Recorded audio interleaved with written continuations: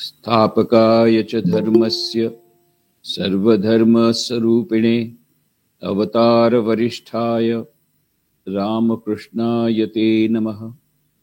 जननीं शारदां देवीं रामकृष्णं जगद्गुरुं पादपद्मे तयो श्रित्वा प्रणमामि मुहुर्मुहुः। नमः श्रीयतिराजाय विवेकानन्दसूरये सच्चित्सुखस्वरूपाय स्वामिने तापहारिणे।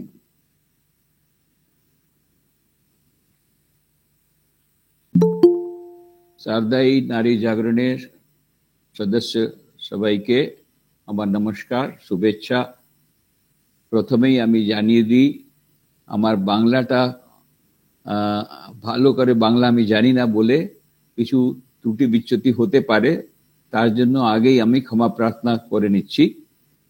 আর এই যে টপিক যা হচ্ছে সেটাতে আরো অনেক ইংলিশ ওয়ার্ড আসবে, তো সেটা আর কোনো উপায় নেই, কিন্তু আমি ওটা খুব সোজাভাবে সহজভাবে সরলভাবে প্রস্তুত করার জন্য চেষ্টা করব। তো এই যে টপিক হচ্ছে স্ট্রেস ম্যানেজমেন্ট, এটা খুবই ইম্পর্টেন্ট টপিক হয়ে গেছে আজকাল। কেন অনেকেরই এই টেনশনের মধ্যে রয়েছে। ছোট ছোট বাচ্চাদেরও আপনি জিজ্ঞেস করুন তো ওরা বলবে আমরা টেনশনে আছি। যুবকদের বলুন ওরাও অন্যরকম টেনশনে আছে, পরীক্ষার টেনশন, এইসব টেনশন আছে। আবার যে বড়রা আছে তাদেরও টেনশন আছে, যারা বুড়ো বুড়িরা তাদের অন্যরকম টেনশন, সবাই টেনশনই আছে। টেনশনের রূপটা বদলে যায়, কিন্তু টেনশনে সবাই আছে, চাপ আছে। স্ট্রেস মানে হচ্ছে চাপ। চাপ দু রকম হতে পারে, ফিজিক্যাল স্ট্রেস আর মেন্টাল স্ট্রেস। দুই রকমই চাপ আছে, ফিজিক্যাল মানসিক, ভৌতিক আর মানসিক, শারীরিক আর মানসিক দু রকমই চাপ আমাদের ফেস করতে হচ্ছে জীবনে। জীবন এমনটা হয়ে গেছে, এই সমস্যাগুলো বেড়ে গেছে, আর পরিস্থিতিগুলো আরো পরিস্থিতি এমন হয়ে গেছে যেখানে সবাই এই স্ট্রেসের ম্যানেজমেন্ট ওদের করতেই হচ্ছে। আর অনেক জায়গায় স্ট্রেস ম্যানেজমেন্টের প্রোগ্রাম স্টার্ট হয়েছে, অনেক কোম্পানিতেও স্টার্ট হয়েছে। আর এইটা বিরাট বড় একটা ইম্পর্টেন্ট টপিক হয়ে গেছে স্ট্রেস ম্যানেজমেন্ট। স্ট্রেস ম্যানেজমেন্ট যদি না করা হয় ভালো করে, তাহলে ডিপ্রেশন হতে পারে, অবসাদ আসতে পারে। অবসাদ এলে তারপরে ওটাও যদি না করে কন্ট্রোল হয়, অবসাদটা যদি ভালো করে কন্ট্রোল না হয়, নিয়ন্ত্রণ যদি না করা হয়, ভালো করে ওটা ম্যানেজ না করা হয়, তাহলে আরো বেশি ডিপ্রেশন হতে গেলে তারপরে অন্যরকম প্রবলেম হতে পারে। খুব বেশি যে বেড়ে গেলে তারপরে সিজোফ্রেনিয়া হতে পারে, মেন্টাল ইলনেস আসতে পারে, মেন্টাল সিকনেস আসতে পারে। অনেকে তারপরে খুবই চাপ বেড়ে যায় তখন সুসাইড করে নেয়।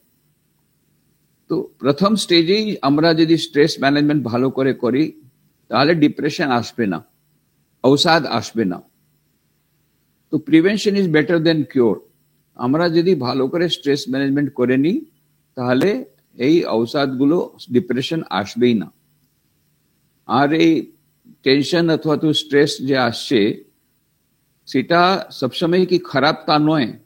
দু রকম স্ট্রেস আছে, এটা ভালো স্ট্রেস, একটা খারাপ স্ট্রেস। যদি কিছু কম সময়ের জন্য যদি কোনো স্ট্রেস থাকে এবং কম মাত্রায় থাকে, তাহলে ওই স্ট্রেস যখন আমাদের জীবনে আসে, তাহলে আমাদের এফিসিয়েন্সি বেড়ে যায়। একটা উদাহরণ দিচ্ছি। একটি ছেলে আছে, সে পরীক্ষা আসবে বলে ওর একটু স্ট্রেস আসে।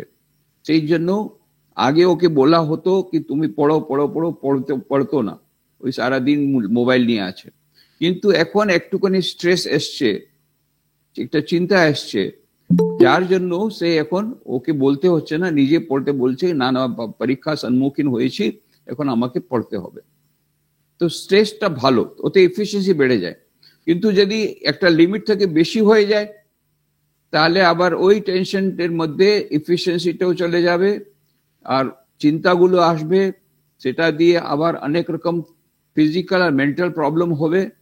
সেই জন্য বলা হচ্ছে স্ট্রেসটা লিমিটে রাখা দরকার। তো সেটা ওটাকে বলে eustress, EUSTRESS। Eustress ভালো স্ট্রেস, একটা লিমিটেড স্ট্রেস। ইউ স্ট্রেসের লিমিট থেকে ছাড়িয়ে গেলে ওই যে স্ট্রেসটা সেটা ভালো নেই, সেটা তারপরে যদি ওটা কন্ট্রোল না হয় ডিপ্রেশন চলে আসবে, জীবনে অবসাদ চলে আসবে। সেই জন্য অবসাদ যেন না আসে সেটা যদি করতে হয় তাহলে স্ট্রেসটা ভালো করে ম্যানেজ করতে হবে, স্ট্রেসটাকে এক লিমিটের মধ্যে রাখতে হবে। ওই স্ট্রেস ম্যানেজমেন্ট কথাগুলি আমরা একটা ছোট পাওয়ার পয়েন্ট প্রেজেন্টেশন দিয়ে দেখব, আর তারপরে কয়েকটা মন্ত্রাস on stress management A to Z, যাতে আমরা মনে রাখতে পারি ওইভাবে বলবো। তাড়াতাড়ি করব। নেক্সট।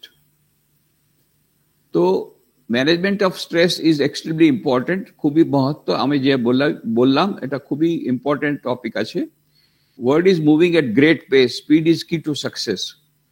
তো আমাদের এলভিন টফলার উনি বলছেন সার্ভাইভাল অফ দ্য ফাস্টেস্ট। আগে বলা হতো সার্ভাইভাল অফ দ্য ফিটেস্ট, কিন্তু ডারউইন বলেছে সার্ভাইভাল অফ দ্য ফিটেস্ট, কিন্তু অ্যালভিন টফলার উনি কি বলছেন সার্ভাইভাল অফ দ্য ফাস্টেস্ট।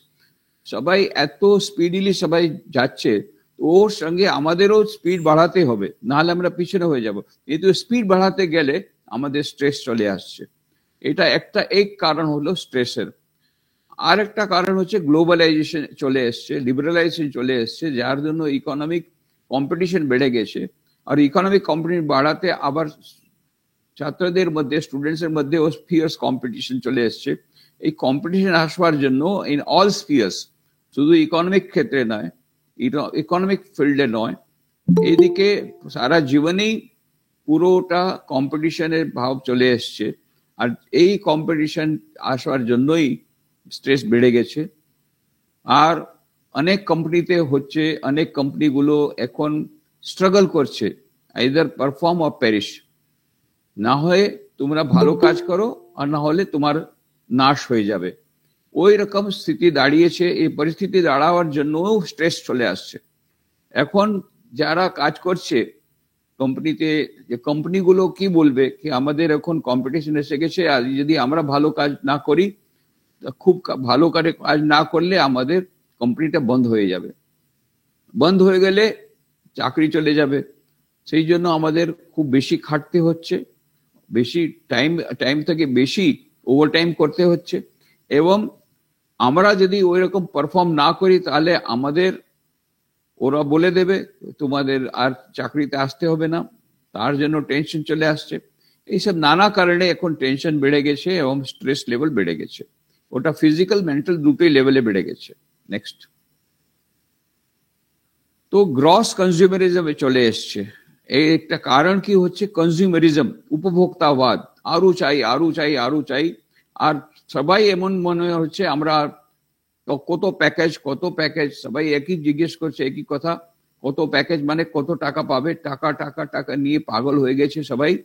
তো ওই জন্য এই গ্রস কনজিউমারিজম আর অ্যাফ্লুয়েন্সা এইসব চলে এসছে জগতে, যার জন্য ওই কম্পিটিশন চলে আসছে। আমরা ওই কার নেব, তো আমরা আরো নতুন কার নেব, সেটা আরো নতুন মডেলের কার নেব, ওর জন্য আরো খাটতে হবে। এই দিয়ে কনজিউমারিজমের জন্যই, টাকার জন্য সব পাগল হয়েছে। আর সবাই রাতারাতি কোটিপতি হতে চাইছে লোক। ওই জন্য স্ট্রেস লেভেলটা বেড়ে গেছে। আবার স্ট্রেন ইন্টারপার্সোনাল রিলেশনশিপ, আমাদের সম্বন্ধগুলো আর্টিফিশিয়াল হয়ে গেছে, ইন্টারপার্সোনাল রিলেশনশিপও এখন ভালো হচ্ছে না। এমনি কমিউনিকেশন খুব ভালো হয়ে গেল, কমিউনিকেশন টেকনোলজি চলে এসছে, কিন্তু এইদিকে উল্টো হয়ে গেছে। Communication between husband and wife, communication between parents and children, এই সবগুলো স্ট্রেন রিলেশন হয়ে গেছে, যার জন্য স্ট্রেস বেড়ে যাচ্ছে। আবার ডিজিজ কল্ড অ্যাফ্লুয়েঞ্জা, এখন অক্সফোর্ড ডিকশনারি একটা নতুন ওয়ার্ড গেছে অ্যাফ্লুয়েঞ্জা। অ্যাফ্লুয়েঞ্জা হচ্ছে অ্যাফ্লুয়েন্ট লোক, মানে যারা খুবই পয়সাওয়ালা, খুব ধনবান, তাদের এই ডিজিজ চলে আসে। যেখানে ওই আমেরিকাতে ওরা প্যারেন্টস যারা আছে তারা অ্যাফ্লুয়েঞ্জা রেজিস্ট্যান্স সোসাইটি স্টার্ট করেছে। ও বাচ্চাদেরকে বাঁচাবার জন্য ওরা অ্যাফ্লুয়েঞ্জার হয়ে যাওয়াতে, এফ্লুয়েঞ্জাতে ওরা পড়ে যাওয়াতে কি হচ্ছে, আরো চাই, দুটো কার আছে, তিনটা কার চাই, দুটো জুতো আছে, তিনটা জুতো চাই, এরকম আরো চাই, এরও বেড়ে যাচ্ছে। দুগের নিউরোসিস ওদের চলে আসছে, আর তারপরে সুসাইড করছে অনেক ছেলেরা, মেয়েরা। এইভাবে ওদেরকে এফ্লুয়েঞ্জা থেকে বাঁচাবার জন্য এফ্লুয়েঞ্জা রিসার্চ সোসাইটি করেছে আমেরিকায়। আর আমরা ভাবছি যেখানে আমাদের স্ট্রেস চলে আসছে কেন, আমাদের টাকার অভাব আছে, আর জিনিসগুলোর দাম বেড়ে গেছে, আর ওই জন্য আমাদের এই টাকার মধ্যেই সব ম্যানেজ করতে হবে। এইদিকে আমাদের ডিমান্ড বেড়ে গেছে আর টাকা কম আছে, সেই জন্য আমরা ভাবছি টাকা যদি বেশি চলে আসে তাহলে আমাদের স্ট্রেস চলে যাবে। কিন্তু আমাদের সো কল ডেভেলপড কান্ট্রি, সেখানে ওদের টাকা প্রচুর আছে, তবু ওরা স্ট্রেস লেভেলে আছে। তো আমরা যে ভাবছি টাকা এলে যে স্ট্রেস চলে যাবে, স্ট্রেস কম হয়ে যাবে, তা নয়। ওদের অন্যরকম স্ট্রেস আছে, আমাদের অন্যরকম। আমাদের স্ট্রেস আছে টাকা নেই, ওদের ওদের স্ট্রেস আছে টাকা খুব বেশি আছে। কি করব, ওই বেশি টাকা দিয়েই গোলমাল হচ্ছে। এই নানা রকম প্রবলেম হচ্ছে, এই সবগুলোর জন্যই এই স্ট্রেস ম্যানেজমেন্ট খুব ইম্পর্টেন্ট আছে। তো দুটো ফ্যাক্টর আছে স্ট্রেসে আসবার জন্য, যে চাপ বেড়ে যাচ্ছে। একটা এক্সটার্নাল ফ্যাক্টর, বাইরের সবগুলো, বাইরের সব জিনিসগুলো। আর সেটা সেকেন্ড হচ্ছে ইন্টারনাল ফ্যাক্টর, আমাদের ভিতর থেকে মধ্যেই, আমাদের বাইরের কোনো সমস্যা নেই, কিন্তু আমাদের মনের মধ্যেই আমরা নিজেই সমস্যাতে ভুগছি। এরকম দু রকম প্রবলেমের জন্য আমাদের স্ট্রেস চলে আসছে। নেক্সট।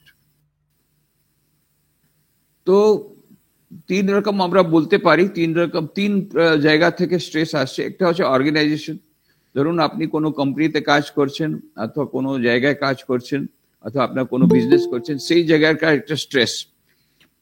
তারপরে পরিবার মধ্যে স্ট্রেস, আর একটা হচ্ছে কমিউনিটির মধ্যে স্ট্রেস।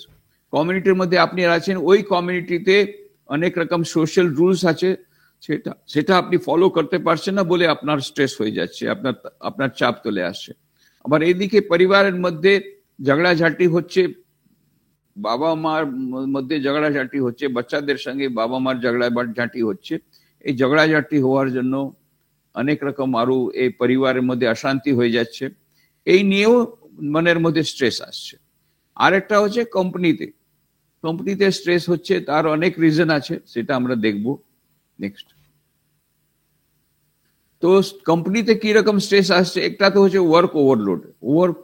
কোনো সময় আমাদের কাজের চাপ এত বেড়ে যায় যে আমরা ওই 8 ঘন্টার মধ্যে কাজ করতে পারি না, তবে ওভার টাইম করতে হয়। তারপরে বাড়িতে এলে, তারপরে বাড়িওয়ালা যে পরিবারজন, ওরাও খুব অসন্তুষ্ট হয়ে যায়, ওরা বকাবকি করে। আবার ওখানে যদি না বেশি টাইম দেয় তাহলে বস বকাবকি করবে, তো যাবে কোথায়? এই ওয়ার্ক ওভারলোডের জন্য স্ট্রেস বাড়ছে। আবার ডেডলাইন প্রেশার, এই কাজের এত টাকার মধ্যে কাজ করতেই হবে। যেমন ওরা স্পেশালি যারা মার্কেটিং কাজ করছে, তাদের একটা টার্গেট দেওয়া হয়েছে, এর মধ্যে আপনার এত টাকার বিজনেস করতে হবে, নাহলে তোমার চাকরি চলে যাবে। এইসব দিয়ে স্ট্রেস হয়ে যাচ্ছে। ডিমান্ডিং বস, কোনো বস হচ্ছে যে সব সময় এখনই চাই, আর বেশি ওর উপর চাপ দিচ্ছে, সেটা দিয়েও স্ট্রেস আসছে।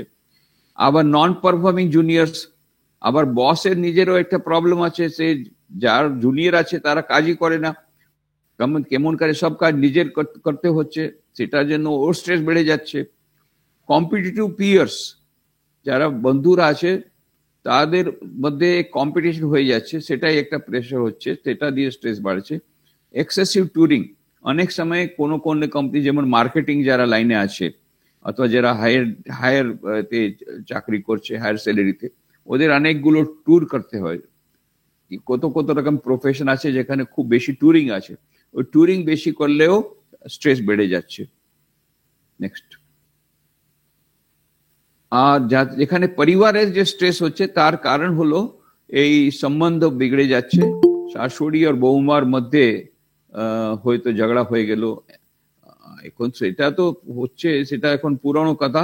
এখন তো মা আর মেয়ে, তাদের মধ্যে ঝগড়া হচ্ছে, জেনারেশন গ্যাপ হয়ে গেছে, সেইগুলো দিয়ে ফ্যামিলিতে স্ট্রেস হয়ে যাচ্ছে। Community, various social commitments leads to stress. এখন যে কমিউনিটিতে আপনারা আছেন সেই কমিউনিটির কিছু কিছু ডিমান্ড আছে, কি আপনাকে এই করতে হবে, সেই করতে হবে, এরকম আপনাকে কনফার্ম করতে হবে। এইসব করার জন্য আপনার অনেক রকম এই ডিমান্ড ফুলফিল করার জন্য স্ট্রেস চলে আসছে। আর ইন্টারনাল ফ্যাক্টর যেটা হলো ওটা হলো জেলাসি, গ্রিড, অ্যাঙ্গার। জেলাসি, ঈর্ষা, গ্রিড, লোভ, অ্যাঙ্গার, ক্রোধ, রাগ, এইসব রাগ চলে আসছে, ভিতরে রাগ আসছে বলেই স্ট্রেস আসছে, আর স্ট্রেস এলেই আবার রাগ আসছে। আর লোভ, লোভ বেড়েই যাচ্ছে, যত লোভ বাড়বে তত স্ট্রেস বাড়বে। এদিকে ঈর্ষা হচ্ছে, ঈর্ষার জন্য, ঈর্ষার প্রবলেম কি হচ্ছে, ঈর্ষা হলে আপনি অন্য কারো যার প্রতি ঈর্ষা হচ্ছে তাকে তো পরে আপনি ও যা কিছু একটা করবেন, কিন্তু ঈর্ষা দিয়ে সব থেকে প্রথম হচ্ছে আপনার নিজেদের মধ্যেই একটা জ্বালা উঠছে। তো প্রথম ঈর্ষা এরকম আছে, দুইজনকে মারছে, যে ঈর্ষা করছে তাকে প্রথম মারছে, যার প্রতি ঈর্ষা হচ্ছে তাকেও মারছে। এই ডাবল, এই ঈর্ষা এলে তারপরে স্ট্রেস বাড়ছে। নেক্সট, ফিজিক্যাল অ্যাসপেক্ট আছে, ফিজিক্যাল এন্ড মেন্টাল প্রেশার হচ্ছে এই মেন্টাল ফিজিক্যাল, মেন্টাল অথবা ফিজিক্যাল দুটো, যে কোনো একটা প্রেশার, বেশিরভাগই দুটোই প্রেশার একসঙ্গেই থাকে। এইসব হওয়াতে কি হচ্ছে, excessive blood flow to the brain. যখন এই মেন্টাল প্রেশার অথবা ফিজিক্যাল প্রেশার বেড়ে যায়, কাজের চাপ বেড়ে যায় অথবা তো এরকম অন্যরকম কোনো চাপ বেড়ে যায়, অথবা কোনো মেন্টাল সমস্যা এসে গেল, ফাইন্যান্সিয়াল ক্রাইসিস চলে এসো, তখন ওই সময় কি হয় কি আমাদের যখন চিন্তা ভাবনা বেশি হয়ে যায় তখন আমাদের ব্রেন 20% মোর ব্লাড রিকোয়ার, 20% বেশি ও রক্ত ওখানে ওখানে ওর দরকার হয় ব্রেনের মধ্যে। তো ওই রক্ত কোথা থেকে ও পাবে, ব্রেন আইদার পেট থেকে পাবে তো পেটের প্রবলেম হবে, হার্ট থেকে পেলে তো হার্টের প্রবলেম হবে। তো ওই lack of blood supply to the organs, যে কোনো জায়গা থেকে ওখানে ব্লাড কম হয়ে যাবে, আর 20% এক্সট্রা ব্রেনের মধ্যে যাবে 20% ব্লাড। এই জন্য তারপরে ডিজিজ অফ সাইকোসোমেটিক নেচার। সাইকোসোমেটিক নেচার মানে হচ্ছে ডিজিজ, তার মানে সাইকোসোমেটিক, সোমেটিক মানে দেহ, আর সাইকো মানে মন, দেহ মন দুটো মিলিয়ে যে ডিজিজ হচ্ছে, most of the disease are psychosomatic in nature. Now it is they have found out psychosomatic, দুটোই রিলেটেড আছে। যেখানে মানসিক রোগ আছে সেখানে শারীরিক রোগও আছে, শারীরিক রোগ হলে আবার মানসিক রোগ আছে, এই দুটো মিলিয়ে সাইকোসোমেটিক ডিজিজ হচ্ছে। এক্সেসিভ স্ট্রেস বিকাম স্ট্রেন, তখন যখন এইরকম এক্সেসিভ স্ট্রেস হয়ে যায় তখন স্ট্রেন চলে আসে, জীবনে স্ট্রেন চলে আসে। আরো বেশি স্ট্রেন মানে যেখানে ভেঙে যায়, স্ট্রেন হচ্ছে আপনার একটা দড়িকে যদি বেশি করে টানেন তো টেনশন বাড়তে বাড়তে তারপর একবার তো দড়িটা ভেঙে গেল, ওটা হলো স্ট্রেন হয়ে যাচ্ছে, বেশি স্ট্রেন হয়ে যাচ্ছে। Overall physical and mental health goes down, এইসব হওয়াতে ফিজিক্যাল মেন্টাল হেলথ এটা খারাপ হয়ে যাচ্ছে, শারীরিক স্বাস্থ্য তো কম হয়ে যাচ্ছে, আবার মানসিক স্বাস্থ্যটাও বিগড়ে যাচ্ছে। আর মেন্টাল অ্যাসপেক্ট যেখানে হচ্ছে আমাদের ইমোশনস, এটাকে কন্ট্রোল করতে হচ্ছে। ইমোশনস অনেক রকম ভাবনা, দুষ্ভাবনা চলে আসছে, এইসব ইমোশনকে কন্ট্রোল করা মুশকিল হয়ে যাচ্ছে। লোভ, মোহ, মদ মৎসর, ঈর্ষা, ক্রোধ, এইসব ইমোশন গুলোকে কন্ট্রোল করতে পারছি না। Unexpressed emotions reside in subconscious mind and create stress. আর তারপরে আমরা অনেক রকম ইমোশন আছে যেগুলো আমরা এক্সপ্রেস করতে পারছি না, তখন ওইগুলো কি হচ্ছে, গিয়ে সাবকনশিয়াস মাইন্ডে যাচ্ছে। সাবকনশিয়াস মাইন্ডে যাওয়ার পরে, অচেতন মানে যাওয়ার পরে ও স্ট্রেসটা ক্রিয়েট করছে। তো স্ট্রেস ম্যানেজমেন্ট হচ্ছে দু রকম হতে পারে, curative stress management, preventive stress management. একবার যদি স্ট্রেস চলে এলো সেটাকে যখন আমরা ম্যানেজ করছি সেটা হলো curative stress management. Preventive stress management মানে prevention is better than cure. একটা রোগ হয়ে গেল তারপরে ওষুধ খেলাম, সেটা হলো কিউরেটিভ। আর একটা রোগ যেন হতে না পারে ওই জন্য আমরা এক্সারসাইজ করলাম, ডায়েট কন্ট্রোল করলাম, ওটা হচ্ছে প্রিভেনশন। তো prevention is always better than cure. তো preventive stress management is better. কিন্তু যেটা এখন যদি স্ট্রেস চলেই এসছে তখন কিভাবে ম্যানেজ করবো তার সম্বন্ধেও আমরা দেখব। এখন চারটা মেথড আছে যখন স্ট্রেস এসেই গেল, কিউরেটিভ স্ট্রেস ম্যানেজমেন্ট কিভাবে হতে পারে। ধরো একজন আমাদের জীবনের মধ্যে স্ট্রেস চলে এসছে যে কোনো কারণে, ফাইন্যান্সিয়াল ক্রাইসিস হয়ে গেছে, পরিবারের মধ্যে কেউ অ্যাক্সিডেন্ট হয়ে গেছে, অথবা জব চলে গেছে, চাকরি চলে গেছে, যা কিছু অনেক রকম হতে পারে। যখন এইরকম হয়েছে তখন কিভাবে স্ট্রেস করে স্ট্রেস ম্যানেজমেন্ট করছে লোকে। একটা হচ্ছে ফাইট মেথড। ফাইট মেথড হচ্ছে টেকিং মেডিসিন, তারপরে সাইকোলজিস্ট কাছে যায়, ডক্টরের কাছে যায়, ডক্টর ওই স্ট্রেসটা হলে পরে, ধরো বিপি বেড়ে গেছে অথবা তো অন্য রকম কিছু ডিজিজ চলে এসছে, তখন ওরা কি করে মেডিসিন দিয়ে দেয়, ট্র্যাঙ্কুলাইজার দিয়ে দেয়। ঘুম হচ্ছে না, ওই চিন্তা ভাবনার জন্য ঘুমই হচ্ছে না, তখন ওরা ট্র্যাঙ্কুলাইজার দিয়ে দেয়। এটা হচ্ছে ফাইট মেথড। আর একটা হচ্ছে ফ্লাইট মেথড। ফ্লাইট মেথড হচ্ছে যেখানে আপনার ওই সিচুয়েশন থেকে কয়েকদিনের জন্য বাইরে চলে যাওয়া। এটা ধরো ভেকেশনে আপনি চলে গেলেন, তো কয়েকদিনের জন্য অন্তত ওই সিচুয়েশন থেকে আপনি বাইরে গেলে তখন একটু মাইন্ড রিল্যাক্স হবে। তো ভেকেশনে চলে গেলেন, বাইরে চলে গেলেন কিছু দিনের জন্য, এটা হচ্ছে ফ্লাইট মেথড। আর একটা হচ্ছে সাবজুগেশন, ওটাকে চাপকেই চেপে দেওয়া। কিভাবে?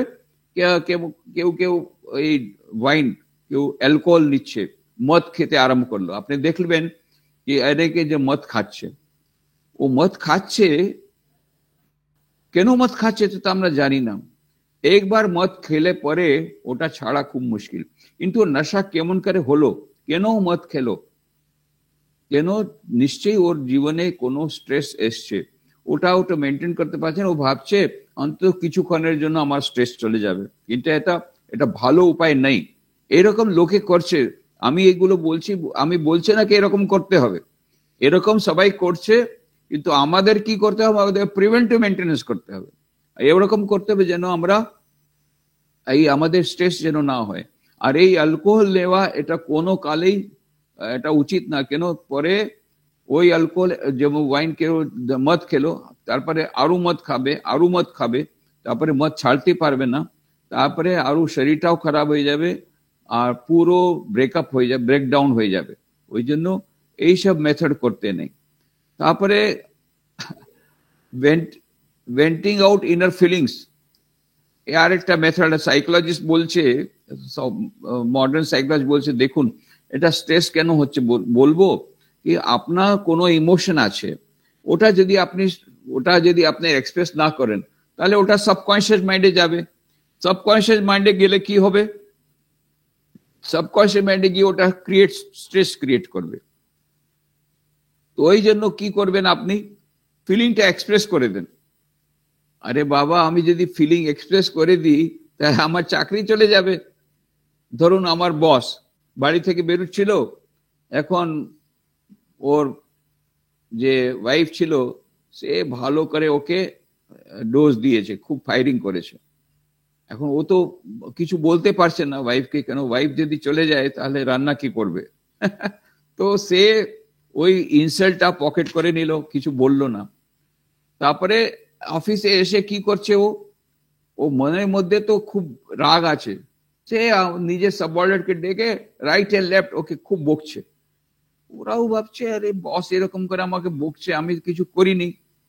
এখন ওরা ভাবছে আমরাও বকে দিই, কিন্তু আমরা যদি বকুনি দিই বসকে, তার চাকরি চলে যাবে। তাহলে আমি কি করলাম, ওই যে ও এতগুলো গালাগালি করলো, সে আমরা কিছু বললাম না, তো ভিতরে সাবকনশিয়াস মাইন্ডে চলে গেল, তো ওইগুলো গিয়ে স্ট্রেস হচ্ছে। তো সাইকোলজিস্টরা বলছে এটা যে আপনি বললেন না না, এই জন্য প্রবলেম হচ্ছে। আপনার ইমোশন গুলোকে এক্সপ্রেস করতে হবে। আরে বাবা, আমি যদি এক্সপ্রেস করি তার আমার চাকরি চলে যাবে। আরে ঠিক আছে, আমরা একটা সলিউশন আপনাকে দিচ্ছি, মার্কেটে চলে যান, এখানে ভুডু ডোজ পাওয়া যাবে।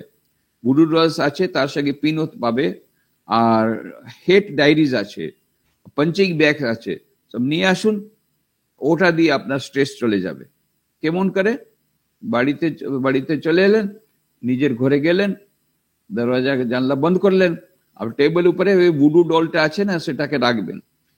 তারপরে ওর মধ্যে নিচে লিখে দেবেন, একটা লেবেল লিখে দেবেন, আপনার বসের নাম লিখে দেন, অথবা ওয়াইফের নাম লিখে দেন, শাশুড়ি মার নাম লিখে দেন, যার উপরে আপনার স্ট্রেস পার করতে চাই। তারপরে পিন আছে, 3 রকম পিন আছে। ব্লু পিন আছে ইনজার করার জন্য, ব্ল্যাক পিন আছে সিরিয়াস ইনজার করার জন্য, আর রেড পিন আছে যদি আপনি মার্ডার করতে চান আপনার বসকে, এই রেড পিন নিয়ে একেবারে মারলেন, বাস মার্ডার হয়ে গেল বস। তারপরে রাত্রে আর ট্রেঙ্কুলাইজার দরকার নেই, খুব ভালো ঘুম পাবেন, কেন আপনি তো বসের মার্ডার করে দিলেন, আর তো কোনো প্রবলেমই নেই, মার্ডার হয়ে গেল, আপনি ঘুমান, ভালো ঘুম চলে আসবে। প্রবলেমটা হচ্ছে নেক্সট ডে আবার সেই বস ওই চেয়ারে বসে আছে, সেটা করব কি?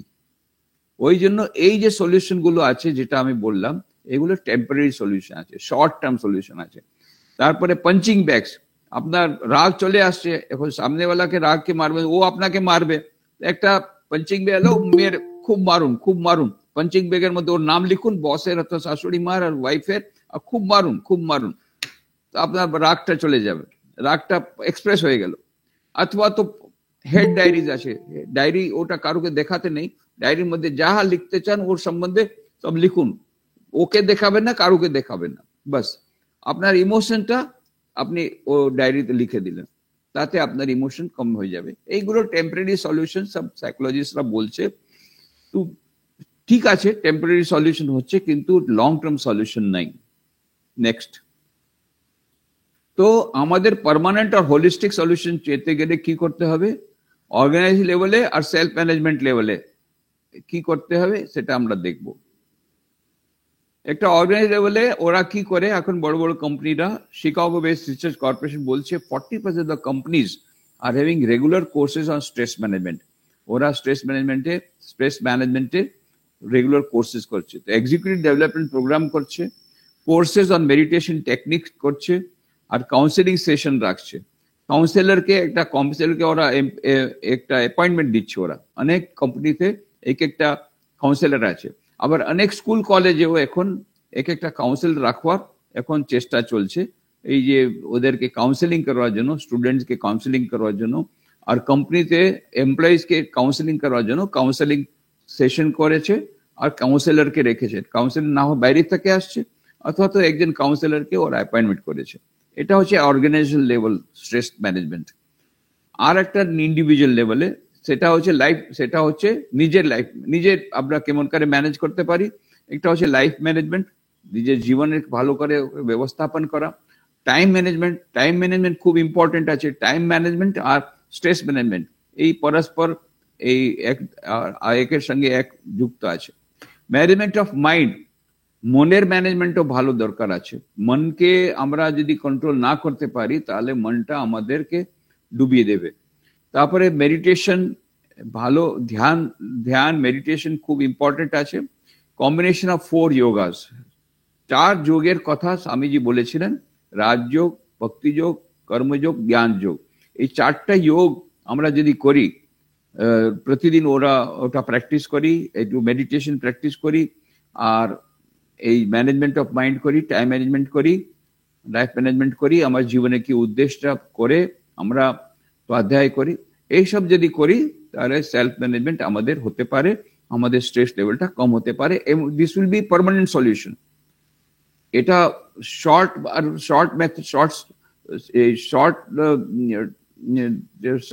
টাইমের জন্য নয়, not for short time, permanent আপনি লং টার্ম সলিউশন আছে এইগুলো। লাইফ ম্যানেজমেন্ট মানে হচ্ছে understanding the purpose of life, জীবনের উদ্দেশ্যটা কি। Development of SQ, spiritual quotient. এখন মডার্ন সায়েন্স বলছে আইকিউ, ইকিউ, এসকিউ, তিনটাই দরকার আছে, তিনটারই ডেভেলপ ভালো করে করতে হবে। আইকিউ হচ্ছে intelligence quotient, EQ emotional quotient, emotional intelligence, আর এসকিউ হচ্ছে spiritual intelligence, spiritual quotient. Time management হচ্ছে, এখন time management itself is a very big topic, ওর মধ্যে আমরা যাব না। কি বেসিক্যালি টাইম ম্যানেজমেন্ট হচ্ছে setting priorities in life. Priorities আমাদের দেখতে হবে কোনটা কাজ খুব ইম্পর্টেন্ট এবং আর্জেন্ট আছে, সেটা প্রথম করতে হবে, এটা হচ্ছে টাইম ম্যানেজমেন্ট। এবং আমাদের লিমিটেড টাইমের মধ্যে ম্যাক্সিমাম কাজ করতে হবে, আর minimum wastage of time should be reduce to minimum. অনেক লোক আছে যারা গল্প টল্প করে পুরো টাইমটা ওয়েস্ট করে দেয়, সেইগুলো ম্যানেজ করতে হবে, টাইম ম্যানেজমেন্ট। এবং ফার্স্ট থিংস ফার্স্ট, যেটা খুব ইম্পর্টেন্ট আর্জেন্ট সেটা ফার্স্ট, তারপরে important but not urgent second, urgent but not important third, neither important নর আর্জেন্ট লাস্ট, এর করে করে আমাদের ক্যাটাগরাইজ করে টাইম ম্যানেজমেন্ট করতে হবে। তার মধ্যে এটা আমি খুব কম কথায় বললাম, time management is a big topic, তো মিনিমাম বললাম। Next, management of mind. Management of mind হচ্ছে positive mental attitude, পিএমএ, develop পিএমএ, positive mental attitude.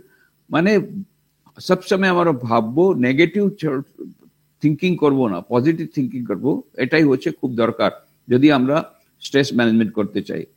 Company of people with পিএমএ। আর আমাদের সৎসঙ্গ খুব দরকার, যাদের এরকম করে পজিটিভ অ্যাটিটিউড আছে তাদের সঙ্গে আমরা সঙ্গ করতে হবে। যদি যারা নেগেটিভ অ্যাটিটিউড আছে, যারা ডিপ্রেসড পিপুল আছে, তাদের সঙ্গে যদি বেশি ঘুরি, যদি বেশি ওর সঙ্গে যদি ওদের বেশি যোগাযোগ রাখি, তাহলে আমরাও ওই ডিপ্রেসের স্টেটে চলে যাব। তার মানে ভালো ভালো যারা পজিটিভ থিঙ্কিং যারা করছে, এই রকম লোকের সঙ্গে আমাদের থাকতে হবে, ওদের সঙ্গে মেলামেশি করতে হবে। Reading inspirational books brings in paradigm shift. সব থেকে ইম্পর্টেন্ট হচ্ছে ভালো বই পড়া, এটা দিয়ে পুরো মাইন্ড ম্যানেজমেন্ট খুব ভালো হচ্ছে। কেন? Ultimately what is mind management? Thoughts management. Thoughts, positive thoughts কখন আসবে? যখন পজিটিভ থটস যখন ভিতরে যাবে। ভিতরে কেমন করে আসবে? আইদার তার books or through audiovisual, either through YouTube lecture শুনবার পরে অথবা তো পড়বার পরে। যেমন স্বামীজির বই হচ্ছে খুবই ইনস্ট্যান্ট ইন্সপিরেশন দিচ্ছে। স্বামীজির বই হচ্ছে একেবারে খুবই পজিটিভ থটস আমাদের মাইন্ডের মধ্যে আসবে। ওই জন্য কবিবর রবীন্দ্রনাথ ট্যাগোর ফ্রেঞ্চ মনীষী রোমারোলাকে লিখেছিলেন, if you want to know India, study Vivekananda, in him everything is positive, nothing negative. যদি ভারতকে চিনতে চাও, তাহলে স্বামী বিবেকানন্দের বইগুলো পড়ো, ওর মধ্যে সবকিছুই পজিটিভ আছে, নেগেটিভ কিছুই নাই। তো এই পজিটিভ থটস গুলো যখন আমি রাখবো, তখন আমাদের মাইন্ড পজিটিভ হয়ে যাবে।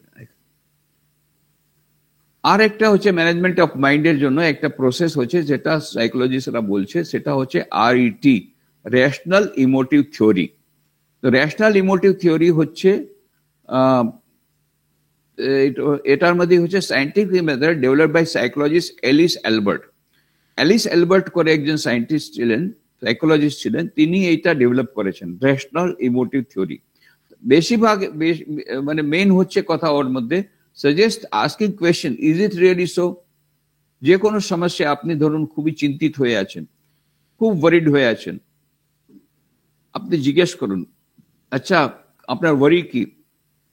আমার ওয়ারি হচ্ছে আমার ছেলে 12th সায়েন্সে ভালো পার্সেন্টেজ পায়নি, সেই জন্য ওর কেরিয়ার ডেভেলপ হলো না, আর ওর জীবনটাও রাখ হয়ে গেল, ওর জীবনটাই ছাই হয়ে গেল, আর আমার জীবনটাও ছাই হয়ে গেল, আর এখন আমি মরে যাবো, আমি সুসাইড করবো।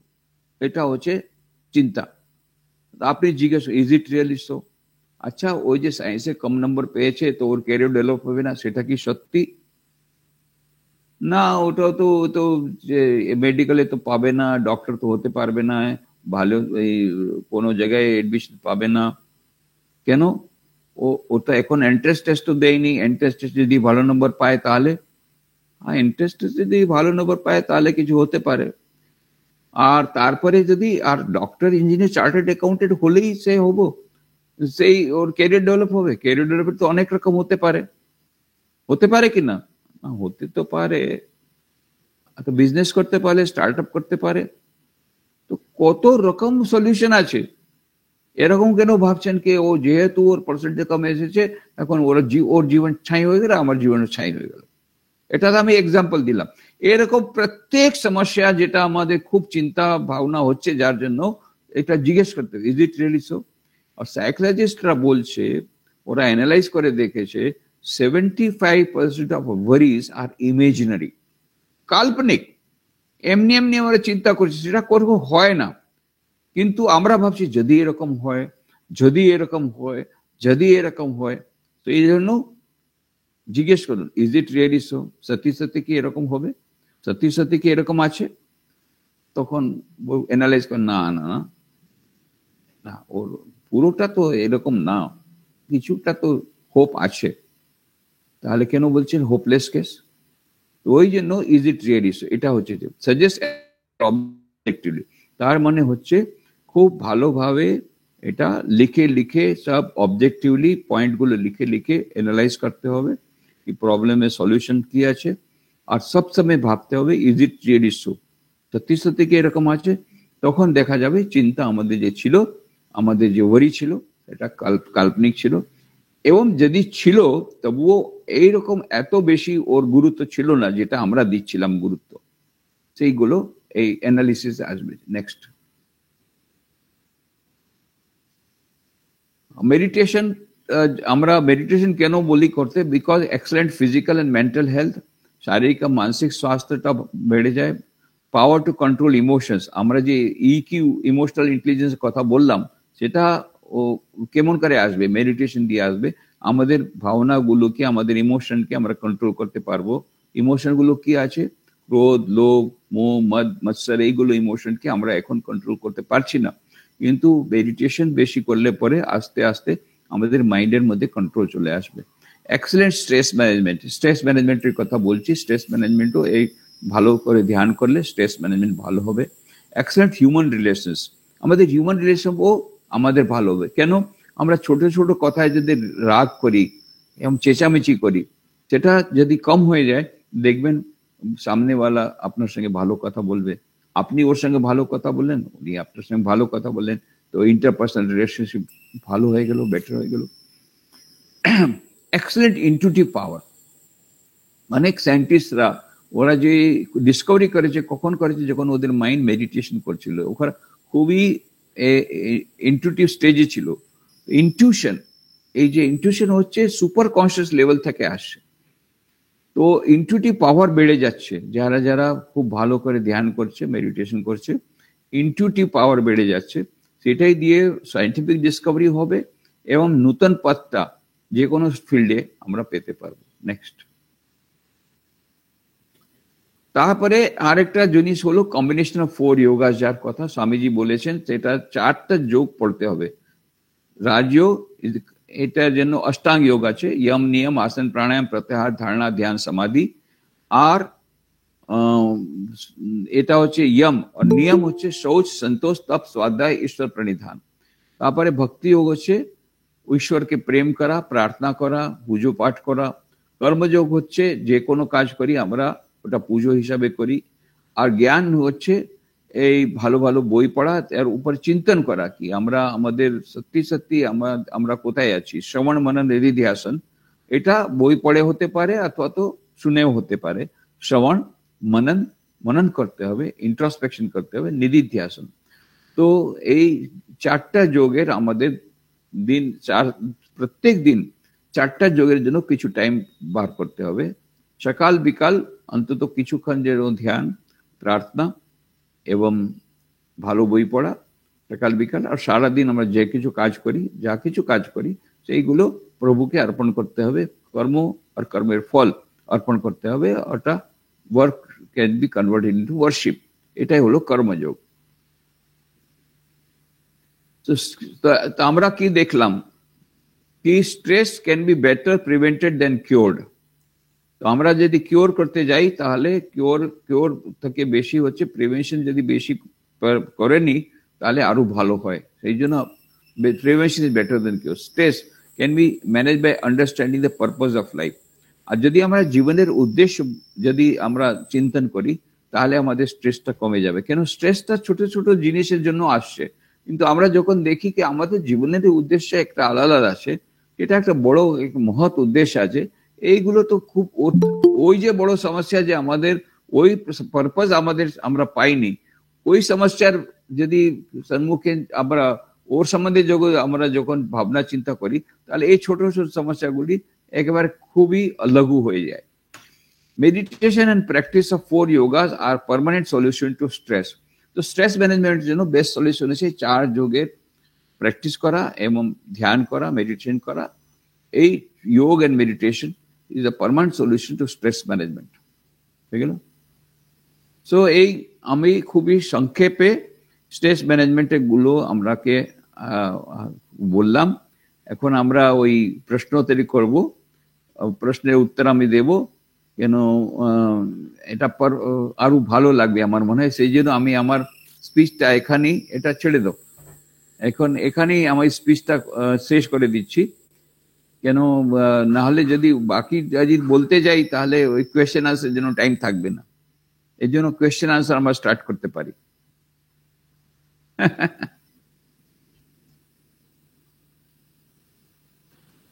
সকল ভক্তমণ্ডলী ও শত্রুমণ্ডলীর কাছে নিবেদন, আজকের বিষয়ের উপরে যদি আপনাদের কোনো প্রশ্ন থাকে সরাসরি মহারাজজিকে করতে পারেন অথবা চ্যাট বক্সে লিখতে পারেন।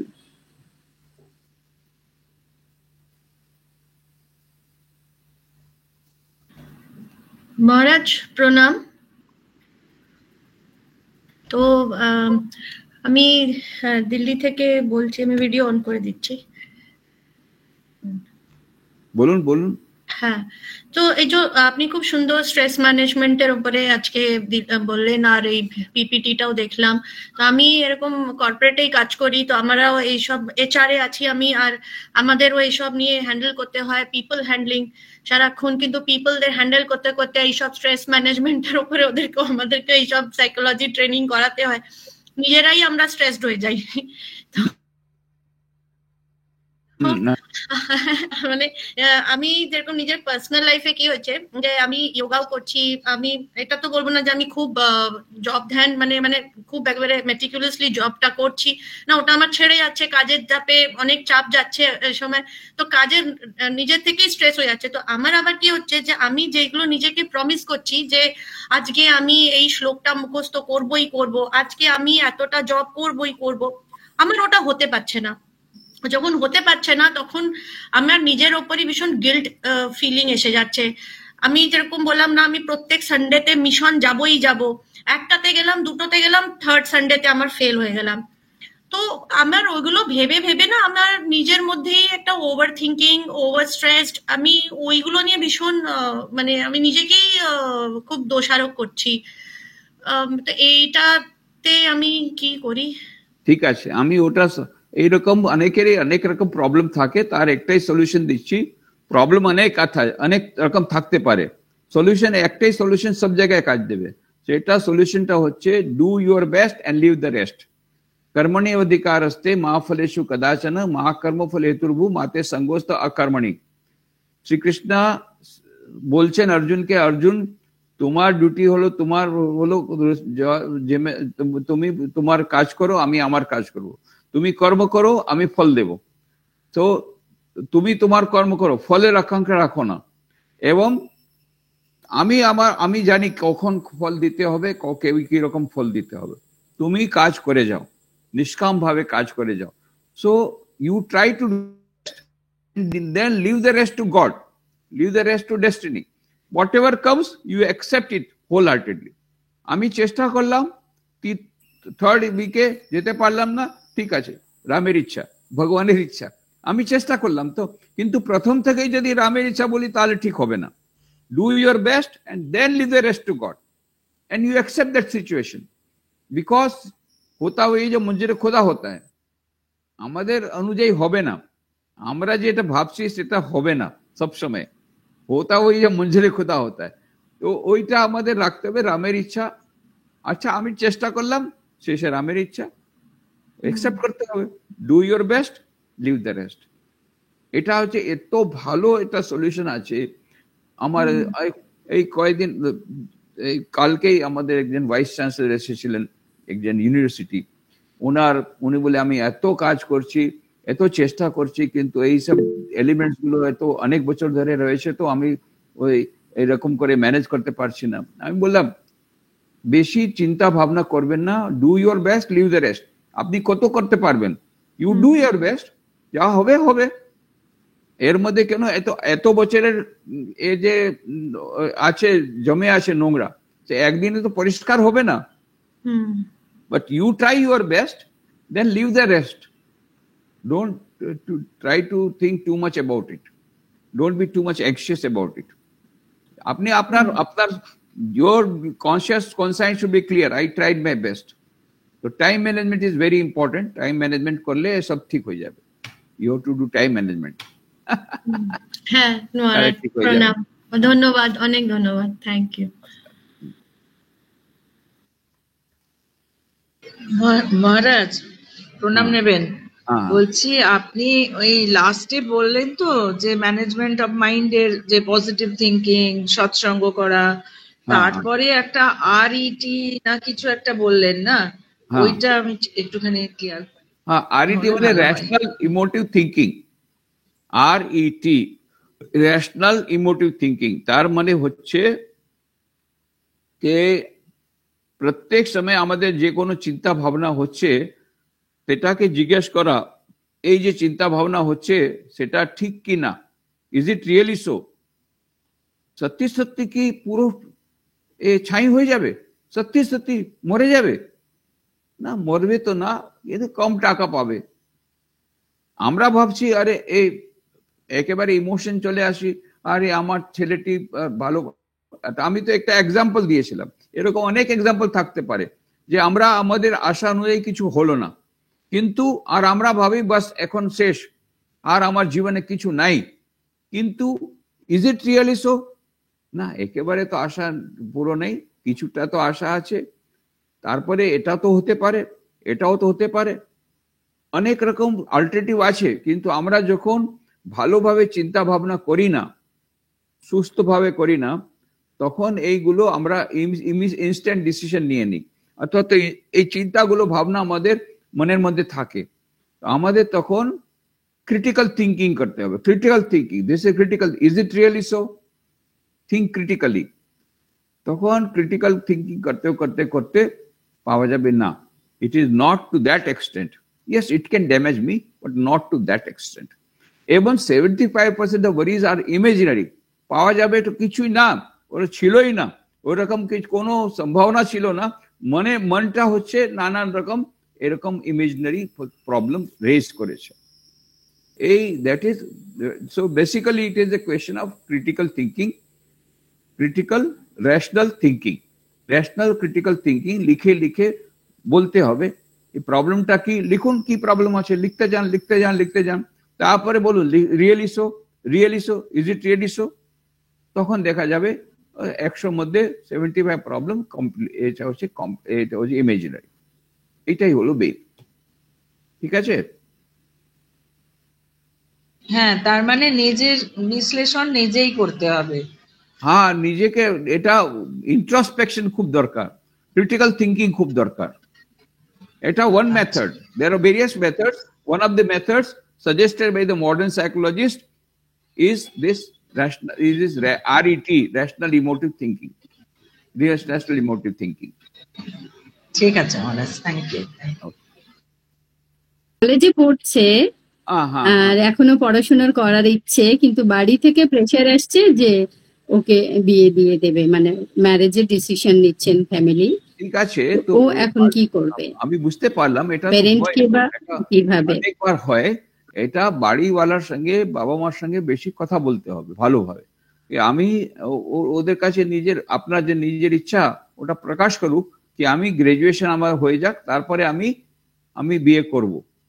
হ্যাঁ, আমি বিয়ে করব, নিশ্চয়ই করব, আপনি যেখানে বলবেন সেখানেই করব, কিন্তু আমাকে আগে আমাকে পড়াশোনা শেষ করতে দিন। তারপরে ওরা কি বলে দেখো, তারপরে ওনা কিছু কম্প্রোমাইজ করতে হবে, তো বাবা মার সঙ্গে কম্প্রোমাইজ করতে হবে, ওদেরও কথা শুনতে হবে, আবার নিজের কথাও বলতে হবে, সেই গিয়ে ওনাকে বুঝাতে হবে কি আমি কেন চাইছি। তো নিজের মনের কথাগুলো ওনার সঙ্গে বাবা মার সঙ্গে যদি শেয়ার না করা হয়, তাহলে তো কমিউনিকেশন গ্যাপ থেকে যাবে। কমিউনিকেশন গ্যাপ থাকলেই তারপরে স্ট্রেস বেড়ে যাবে। ওই জন্য ওটা পরিষ্কার ভাবে বলা কি আমি এই জন্য বিয়ে এখন করতে চাইছি না, যেটা হচ্ছে সেটা রেখে দেওয়া, নিজের ইমোশনকে রেখে দেওয়া।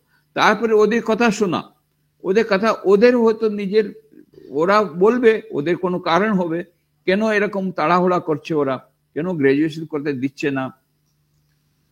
তারপরে ওরা বলবে না না এরকম ভালো ছেলে পরে পাওয়া যাবে না, তাহলে ও বলবে তারপরে আপনি ওদের জিজ্ঞেস করুন আচ্ছা ঠিক আছে এখন এঙ্গেজমেন্ট করে নে, ব্যারেটটা 1 বছর পরে করবে, এরকম কিছু একটা কম্প্রোমাইজ হবে, তাহলে এরও গ্রাজুয়েশন হয়ে যাবে আর বিয়ে ও পরে হয়ে যাবে, তো মা বাবাও প্রসন্ন হবে, এও প্রসন্ন।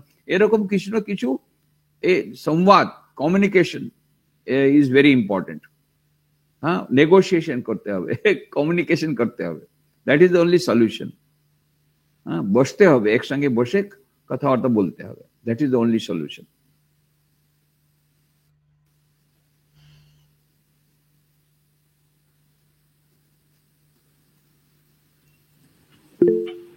আর কি কারো কোনো প্রশ্ন আছে? আচ্ছা, হাত তুলেছেন একজন, আপনি সরাসরি মহারাজকে প্রশ্ন করতে পারেন। মহারাজ, I just want to ask যে আপনি যে RET যেটা বললেন, is this the using of বিবেক, যেটা আমরা স্পিরিচুয়াল লাইনে আমরা বলি যে বিবেক নিত্য অনিত্য বিচার করো, so is it something in that order or can we connect like this? This is the question. No, বিবেকটা হলো আরো অন্য উচ্চ দিক, ওটা এটা that is for spiritual matter. বিবেক যেটা বুদ্ধি যেটা হচ্ছে discrimination, the power of discrimination between good and bad. But here it is not a question of good or bad. It's a question of between good, which is better, and which is less good. That's all. So it is a question of not good and bad. It's a question of thinking whether it is really a problem is imaginary or it is a real problem. So it is a rational thinking, just rational thinking. It's sort of critical examination type of thing. But Vivek Buddhi হচ্ছে আরো বেশি উপরে, যেখানে আমরা আমাদের জীবনের জন্য কি করণীয় কি না করণীয়, জীবনের কি উদ্দেশ্য কি না উদ্দেশ্য, কোনটা টেম্পোরারি কোনটা পার্মানেন্ট, এইসব বিচার করা, that also is a sort of a special prerogative of our mind, but this is called power of discrimination, whereas this is called rational thinking. এইটুকু ডিফারেন্স আছে।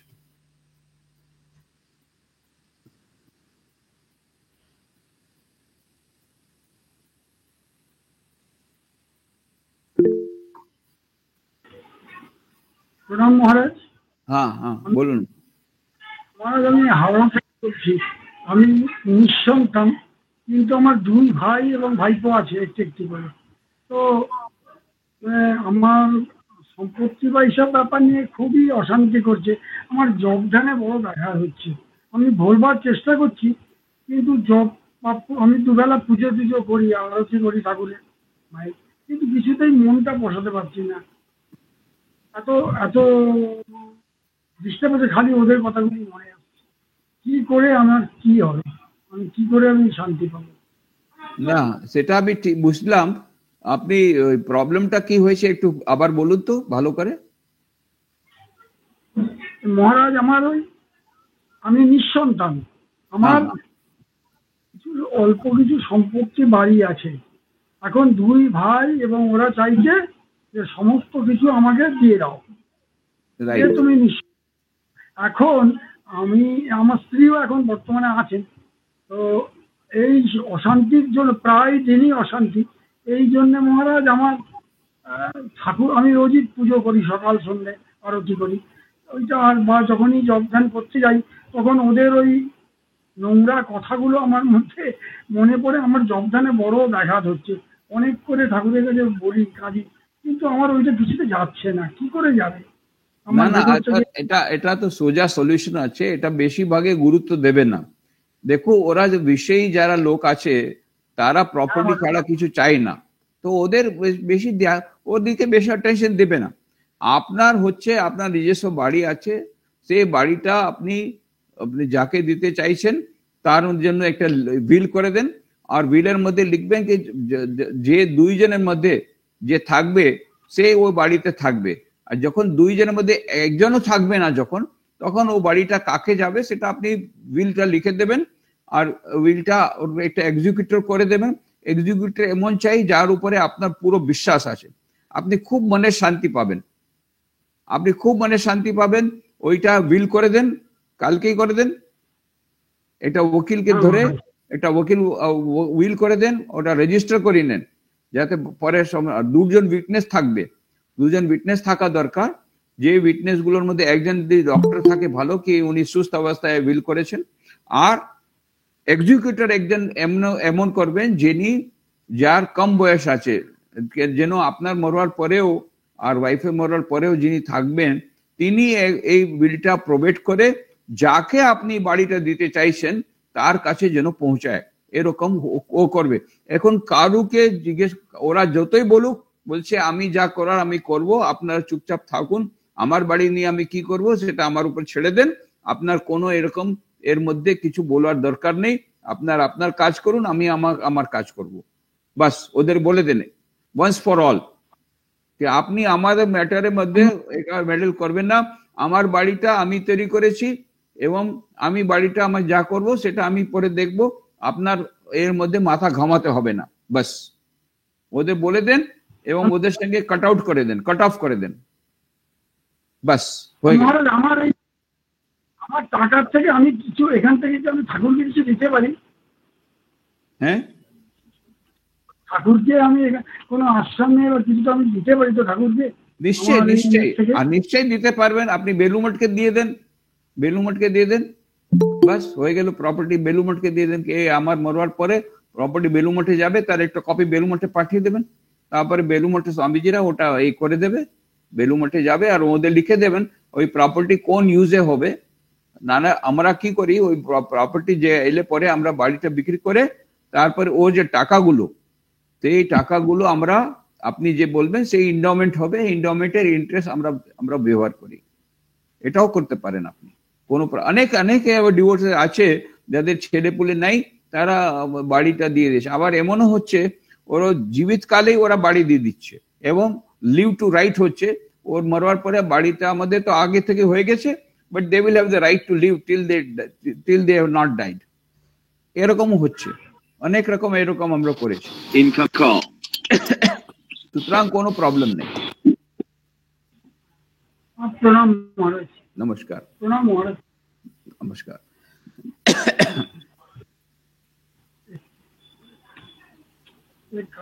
আচ্ছা,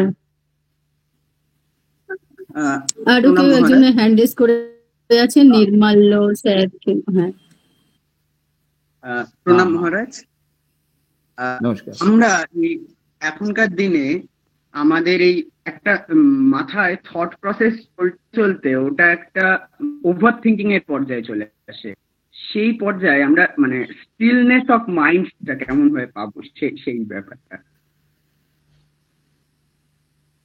ওটার জন্য ওভার থিঙ্কিং হচ্ছে কেন? Because of lake of rational thinking. So we should stress more on rational thinking. Rational thinking এর জন্য একটা খুবই সোজা উপায় বলছি, একটা ডায়েরি রাখতে হবে। ডায়েরি রেখে তার মধ্যে থিঙ্কিং গুলো এক্সপ্রেস করে দিতে হবে কি why I think it should be like this and what are the benefits and what are the disadvantages, এরকম লিখে রাখতে হবে। এর লিখে রাখলে কি হচ্ছে, আমাদের থিঙ্কিংটা ক্লিয়ার হয়ে যাবে। when you write down something it becomes more rational. ভেবে চিন্তে ওটা একদিনের মধ্যে নয়, 2-4 দিন 5 দিন ব্যতীত করে আবার ওটা চেঞ্জ করে একটা স্টেটমেন্ট তৈরি করুন। what is the problem, what is the solution, what are the alternatives, what are the benefits, what are the disadvantages, এটা লিখে রাখতে হবে। এই একবার যদি করে দেন আর ওভার থিঙ্কিং হবে না, because already it is there in, you already thought about it and the thoughts are in written form. So now you need not think about it. Now you think about God rather than problem. So rational thinking is the only solution to overthinking. Thank you, Maharaj. Punam. মহারাজ, আমি একটা প্রশ্ন করতে চাই। বলছি যে স্ট্রেসটা মানে শুরু হয় এইখান থেকে নয় কি, যে ধরুন আমরা অনেক সময় সেলফ অ্যাসেসমেন্ট করি না, হ্যাঁ, সেলফ ইভ্যালুয়েশন করি না, সেখান থেকেই কি এটা শুরু হওয়ার একটা কারণ হতে পারে? হ্যাঁ, হতে পারে, কিন্তু এই সেলফ অ্যাসেসমেন্ট তো অনেকেই করে না। এটা তো খুব কম লোক আছে যারা রোজে ডায়েরি রাখে অথবা সেলফ অ্যাসেসমেন্ট করে। সুতরাং ওটা তো হলে খুবই ভালো। যদি প্রতিদিন সেলফ অ্যাসেসমেন্ট থাকে তাহলে তো ওই প্রবলেমটাই আসবে না। মানে আমি কতটা যোগ্য সেটা তো আগে প্রথমে নির্ধারণ করতে হয়, তারপরে তো আমি কতটা পাবো, তাই না? আমাদের তো বেশিরভাগ ক্ষেত্রে যে আমরা নিজেকেই যোগ্য আগে করে তুললাম না, সেখান থেকে তো স্ট্রেসটা ওইভাবে চলে আসে না, যে আরো অনেক পাওয়াটা বেশি আশা করছি। স্ট্রেসের তো অনেক রকম প্রবলেম, অনেক রকম কারণ আছে, অনেক রকম প্রবলেম আছে, অনেক রকম স্ট্রেস আছে। কিন্তু আমি যে বললাম সেটা এই রেশনাল থিঙ্কিং করে এটার মধ্যে যদি ওটা করা যায়, ওটাকে ভালো করে বোঝা যায় কি what it is all about, কিরকম প্রবলেম আছে, তারপরে ভাবতে হবে তা কি সলিউশন হতে পারে, এটা ক্রিটিক্যাল থিঙ্কিং দিয়ে ওটা করতে হবে, তারপরে ওই সলিউশনটা ভাবতে হবে, isn't it? So introspection, critical thinking is the solution. Kintu depending on that situation, you have to do introspection. Of course, pratidin apna introspection karun, diary writing, that is very important. That will avoid many of the stresses. That is very true. Very true. Thank you. খুব ভালো বললেন মহারাজ। আমার একটা প্রশ্ন আছে। So as we all know that death is inevitable. তো আমার একটা জিনিসে স্ট্রেস হয়, যেটাতে আমার যে এজিং বাবা মা, তো আমি তাদের থেকে অনেক দূরে আছি, মানে আমি যেখানে চাকরি করছি আমি আমার একটু দূরে আছে, তো আমি ওর কাছে থাকছি না, কিন্তু ওরা যেভাবে এবারে মানে ওদের যে বয়সটা এগিয়ে চলেছে, তো আমার ওয়ার্ক এর জন্য আমি এত বেশি টাইম দিতে পারছি না কোথাও, নিজেরও টাইম অনেক সময় বার করতে পারছি না। আপনি যেমন বললেন টাইম ম্যানেজমেন্ট করো, কিন্তু আমার থেকে একটা কোয়েশ্চেন আসে যে এবার এদের কিছু যদি ডেথ তো হবেই, তো থ্রু মানে স্ক্রিপচার্স, বেদ, আমরা এগুলো সব পড়ি, তো আমি নিজেকে কিভাবে স্ট্রেংথেন করবো সেটাকে, কারণ আমি এইটাকে নিয়েও ভীষণ ওভার থিঙ্ক করে যাই, আর আমার এটাকে নিয়ে ভীষণ একটা অ্যাংজাইটি ডেভেলপ করে যায় যে how will I handle my self, or what will happen if I don't able to reach there. আর আমার ওটা নিয়েও একটা গিল্ট হয় যে আমি নিজের কাজেতে এত বেশি ব্যস্ত হয়ে গেলাম যে ওদেরকে দেখতেই পেলাম না, বা ওদের দেখাশোনাই করতে পেলাম না, তো এটাইও বা কি জীবন, এমনই কি চাকরি, মানে আমার এগুলো নিয়ে ভীষণ না কি জানি কি সব আলফাল চিন্তা হয়। কিন্তু স্বামী বিবেকানন্দ বলছেন কর্ম করে যাও, নিজের কাজ করো, আমাদের তো এখন কর্ম করারই বয়স, তো আমি এইসব নিয়ে না কনফিউজ হয়ে যাই। ঠিক আছে, আমি সলিউশন তো আপনাকে দিলাম। সলিউশন হচ্ছে do your best and leave the rest. Okay, now supposing you have got this problem কি the parents are far away and you are far away, then you try to find out a job so that where the parents are there you can try to find out a job which may be less salary but you will be nearer, or you bring the parents if possible to yourself. And if both the things are not possible at present, then you should be satisfied. I have tried my best and leave the rest to God. God will take care of it. Do your best, leave the rest. Right. Thank you.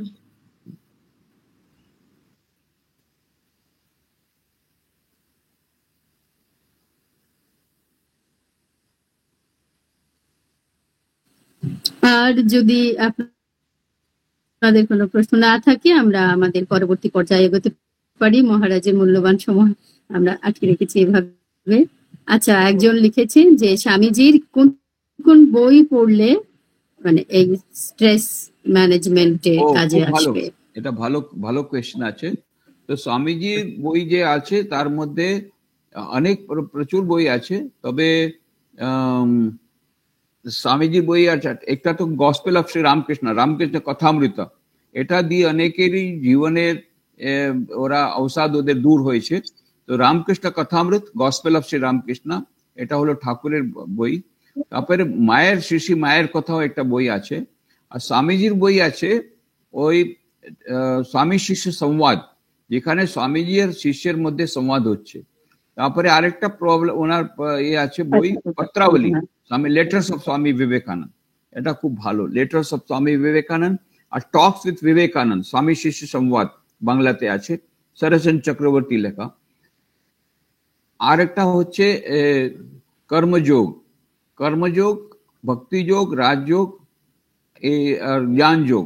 এই চারটা যোগও আমাদের মনটাকে এত তুলে দেবে কি আমাদের এই যে সবগুলো সমস্যাগুলো খুব ছোট মনে হবে। আপনি ধরুন প্লেনে যাচ্ছেন, তখন দেখলেন বাড়ি ঘর এত ছোট ছোট মনে হচ্ছে, যখন নিচে আসছেন বাবার এত বড় বাড়ি, 7 তলা বাড়ি, উপর থেকে দেখেন এই ছোটটুকু বাড়ি। ওইভাবে যখন আমাদের মনটা যদি তুলে দিই আমরা এই জ্ঞান যোগ ভক্তি যোগ পড়ে, তো তারপর জপ মন্ত্র জপ করে যদি মনটাকে তুলে দিই, তাহলে এইসব সমস্যাগুলো খুব ছোট ছোট মনে হবে, কেন আমরা হায়ার লেভেলে চলে গেলাম, তখন সমস্যাগুলো ছোট হয়ে গেল। তো that is how the spiritual power, it helps us to combat all this stress. তো স্ট্রেস ম্যানেজমেন্টের জন্য নিজেকে তুলে দেওয়া, এই স্পিরিচুয়ালি এলিভেট করা, that is the best solution, through meditation, through prayer, through মন্ত্র জপ।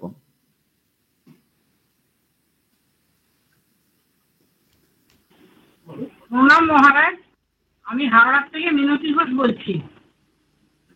আমি বলছি, আপনি স্ট্রেস সম্বন্ধে প্রথম থেকে বললেন, শুনলাম, স্ট্রেস ম্যানেজমেন্টে বললেন। আমার যেটা স্ট্রেস, আমি সর্বতভাবে চেষ্টা করছি আমার বৌমাকে নিয়ে থাকার জন্য। ভালো, বৌমা আমার খুবই ভালো, কিন্তু মাঝে মাঝে কি হয় বলুন, প্রচন্ড রাগী, এবং আমি যতই মেয়ের মতো করতে চাই না কেন, কিছু কিছু সময় কিন্তু উনি খুব ভালো ব্যবহার করে, এটা অস্বীকার করার নয়। কিন্তু ত্রুটি বিচ্যুতি বলুন বা তাকে ভালো করে আনার জন্য যেটুকু বলার, বলতে গেলে এত রেগে যায়, সেটা তো মনে থাকে না, কিন্তু পরে ভুলে যায়। এই চেষ্টা আমার মাঝে মাঝে ভীষণ হয়, তখন মনে হয় সংসার ছেড়েই চলে যায়। এটা কি করা যায় একটু আপনার কাছে? এটা প্রত্যেক বাড়িতে হয়। শাশুমা আর বৌমার মধ্যে জেনারেশন গ্যাপ এমন এসে গেছে, বৌমা তারপরে এখন রাগারাগি তো খুবই কমন হয়ে গেছে, রাগারাগি। আর রাগ হলে তারপরে তো বোঝাই যায় না কি করব কি না, কি বলছে কি না বলছে। তারপরে রিপেন্ট করে, অবশ্যই রিপেন্ট করে, কিন্তু তখন রাগের মাথায় তো যা কিছু বলে দেয়, এইটাই প্রবলেম। সুতরাং এটা এরকমই থাকবে। ও যখন খুব রাগারাগি করবে, ঠাকুর বলেছিলেন হৃদয়কে, দেখ রে হৃদু, যখন আমি রাগ করব তুই চুপচাপ থাকবি, আর যখন তুই রাগ করবে আমি চুপচাপ থাকবি, না হলে একসঙ্গে আমরা থাকতে পারবো না। সুতরাং যখন বৌমা খুব বেশি রাগ করে আপনি চুপচাপ থাকবেন, আপনি রাগ করলে বৌমা চুপচাপ থাকবে, তখনই আপনারা একসঙ্গে থাকতে পারবেন। এটা ঠাকুরের এরকম করতে হয়েছিল। দেখুন, ঠাকুরকে হৃদয়ের রাগটা সহ্য করতে হয়েছিল, তো আমরা ঠাকুর কোথায় আর আমরা কোথায়? আমাদের তো এই জীবনে সব করতেই হবে, সব ফেস করতে হবে, আর সব রাগারাগি সহ্য করতে হবে। ওই জন্য মা বলেছেন সহ্য করো, সহ্য করো, সহ্য করো। সহ্য করার মতো কোনো গুণ নাই, দন্তেশ্বরের মতো কোনো গুণ নাই, সহ্য করার মতো কোনো গুণ নেই। সহ্য করতে হবে, যত সহ্য শক্তি বাড়বে তত আমাদের বাড়িতে শান্তি থাকবে, আর কোনো উপায় নেই।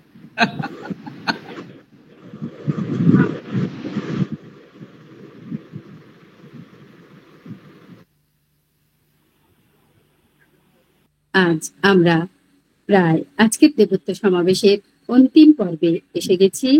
এখন দিব্যত্রয়ীর চরণে ও মহারাজকে সঙ্গীত নিবেদন করবেন শারদায় নারী জাগরণের সদস্যা মৌসুমী মজুমদার দিদি ভাই।